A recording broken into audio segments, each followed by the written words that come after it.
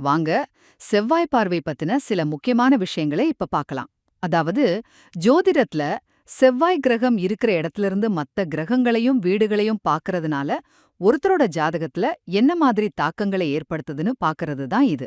இது ஒருத்தரோட வாழ்க்கையில நிறைய விஷயங்களை பாதிக்கலாம், தெரியுமா? சரி, விஷயமா என்ன சொல்றாங்கன்னா, இந்த செவ்வாய் பார்வை இருக்கே, இது ஒருத்தரோட குணத்துல ரெண்டு விதமான தாக்கத்தை கொடுக்குமா.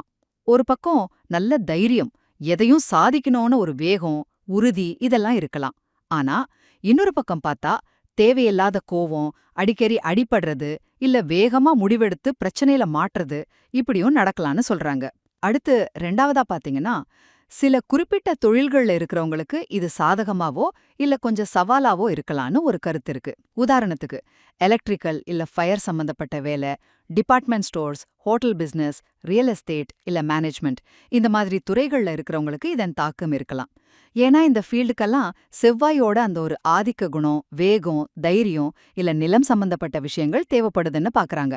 ஆக மொத்தத்துல இந்த செவ்வாய் பார்வைங்கிறது ஜோதிட நம்பிக்கைகளின்படி ஒருத்தரோட குணம், அவங்க செய்யற செயல்கள், அவங்களோட தொழில் பாதை இது எல்லாத்தையுமே நல்லது கெட்டதுன்னு ரெண்டு விதமாவும் பாதிக்கக்கூடிய ஒரு முக்கியமான அம்சம்.